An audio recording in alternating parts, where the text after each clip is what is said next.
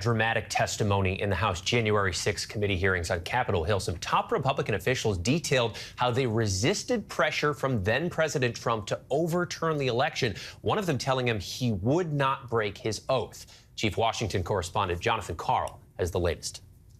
Rusty Bowers is Arizona's Republican Speaker of the House. He'd been a strong Donald Trump supporter, but he told the January 6 committee that after the election, Trump had demanded he do something that was both immoral and illegal. I said, look, you are asking me to do something that is counter to my oath when I swore to the Constitution to uphold it.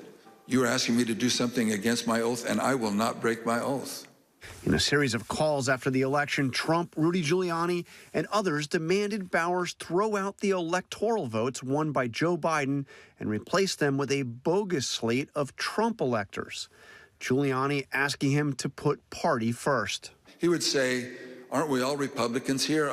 I would think we would get a better reception. Bowers kept asking for evidence of vote fraud, something Giuliani promised but never delivered. He said, we've got lots of theories, we just don't have the evidence. No one provided me ever such evidence. As Trump and his allies went public with their pressure campaign, Bowers' office was bombarded with thousands of threatening messages. The committee sharing this never-before-seen video of protesters refusing to leave the Arizona State House, including the January 6 protester known as the QAnon shaman.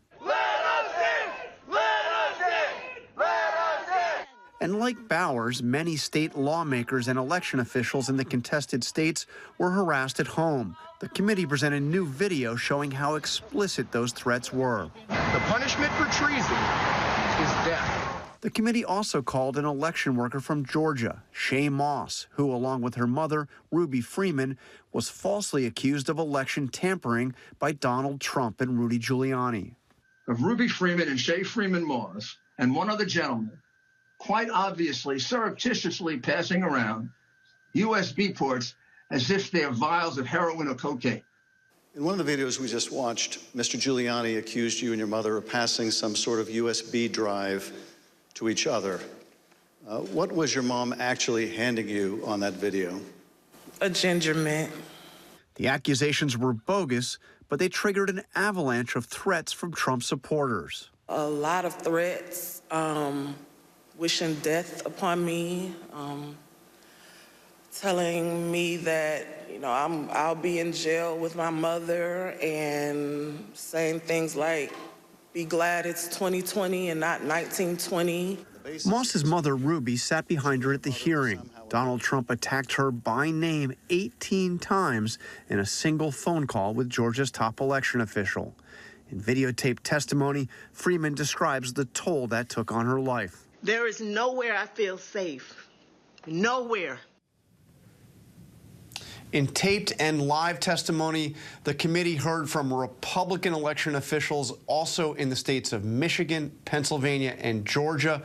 All of them, Trevor, talked about the incredible pressure they were under from Trump and his allies to use their positions in their states to overturn the election that Joe Biden had won. Of course, John, we learned so much from these hearings that other Republicans were then implicated in this process to attempt to overturn the election, particularly Senator Ron Johnson. I know there were text messages shown, a scheme to deliver fake electoral votes to the vice president on January 6th. These are the messages right here.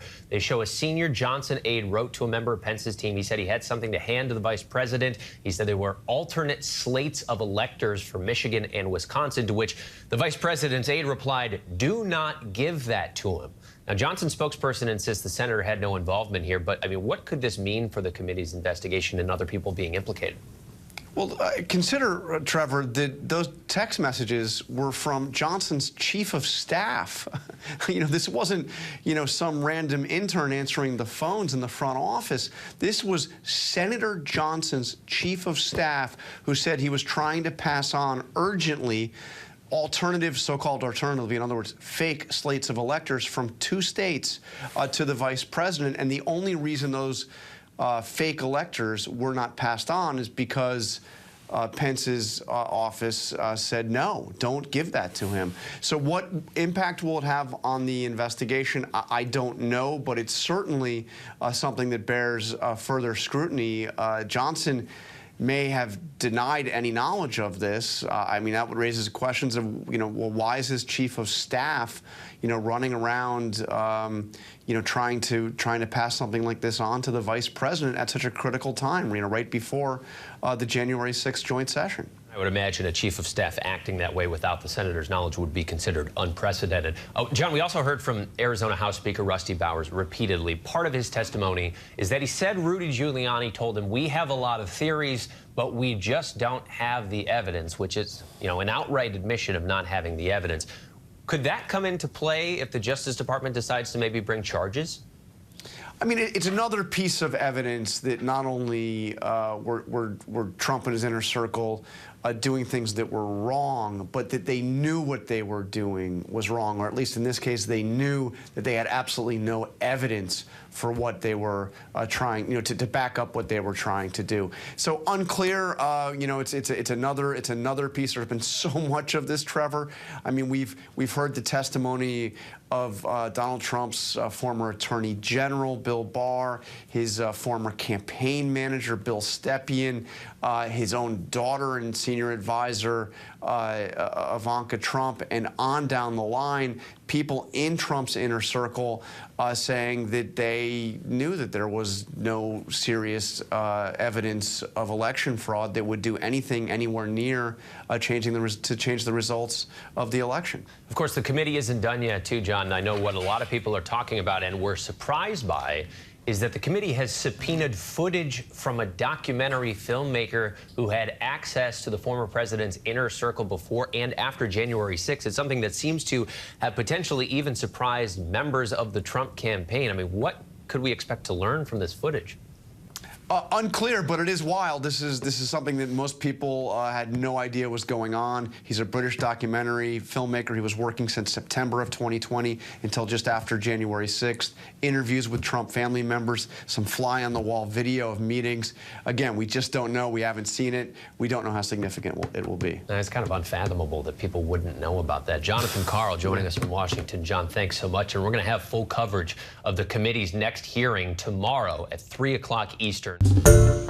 Hi, everyone. George Stephanopoulos here. Thanks for checking out the ABC News YouTube channel. If you'd like to get more videos, show highlights, and watch live event coverage, click on the right over here to subscribe to our channel. And don't forget to download the ABC News app for breaking news alerts. Thanks for watching.